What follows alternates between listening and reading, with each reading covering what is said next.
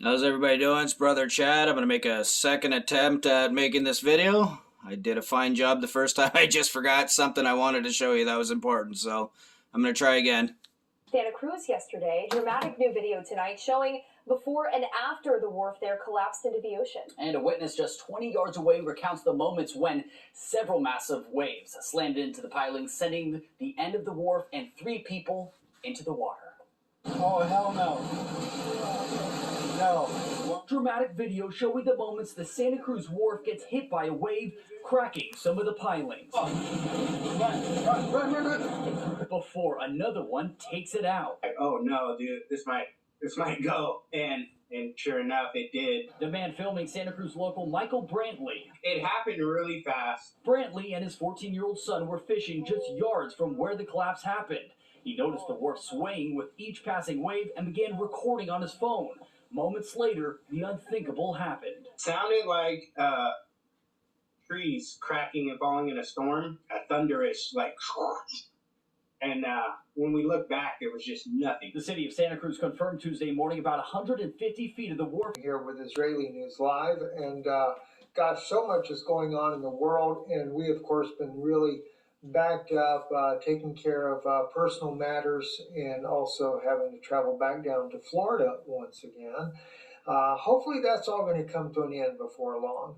But, on Patreon, I loaded that video the other day talking about these tidal waves that were hitting the Pacific coast on the United States, hitting down in Peru, even in Australia. I saw that, they're more focused on a world record wave that a surfer rides.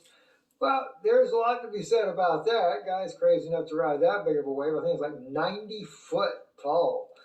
So he's talking about waves hitting in different places in the world, getting all these rogue waves coming in everywhere. December 30th, going into December 31st. And I want to talk to you about this unbelievable tsunami that has unexpectedly hit Peru,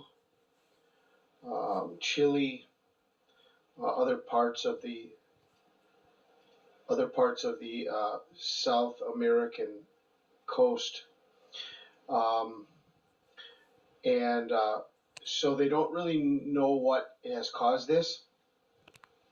There's a report. So I just showed you some videos showing rogue waves coming in. I'm sure everybody's been seeing this happening in different places in the earth.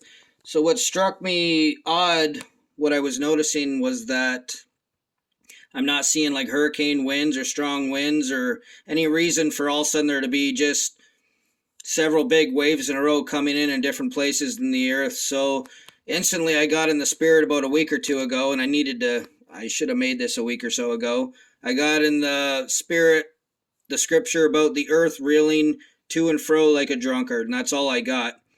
And I'll explain what I mean at the end, but I want to read some scripture here because this is a pretty serious part of the Bible. We'll start at 16. From the uttermost part of the earth we have heard songs, even glory to the righteous. But I said, my leanness, woe unto me. The treacherous dealers have dealt treacherously. Ye, the treacherous dealers, have dealt very treacherously. Fear and the pit and the snare are upon thee, O inhabitants of the earth. And it shall come to pass that he who fleeth from the noise, the fear shall fall into the pit, and he that cometh up out of the midst of the pit shall be taken in the snare.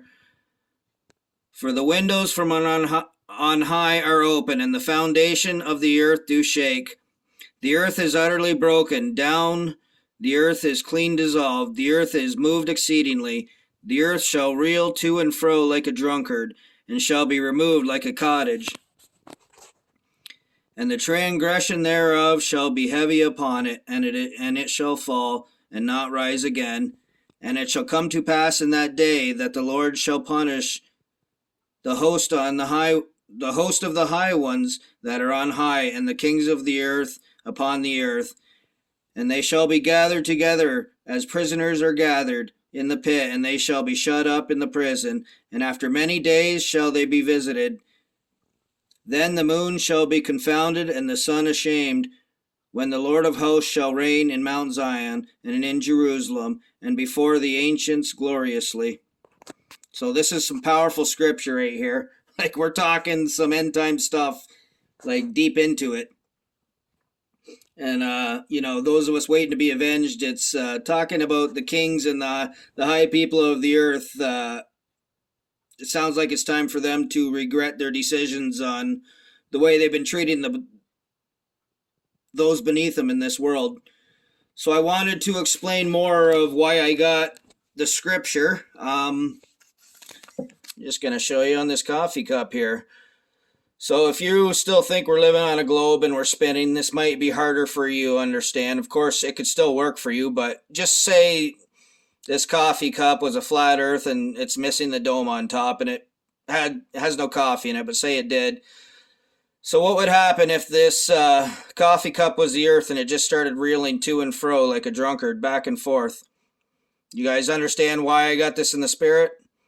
These rogue waves are just hitting different places and flooding different places and destroying stuff. The earth is starting to reel to and fro like a drunkard. This is what I got in the spirit, and this is why I just read this for you. I wanted to put this out there. This is important. It just shows how close we are to very big things happening. Of course, we're waiting for the blessed hope and the rapture, and it's got to be so close. If the earth's reeling to and fro, like, that could mean so much. How close is the red dragon? How close is everything coming in? And Jesus to swoop down and rescue the woman out of here, the child, and what we talked about in Revelation 12. And this is all just exciting. So I needed to get this out here. I hope you guys understand what I'm saying, how I put it. My little description with the coffee cup.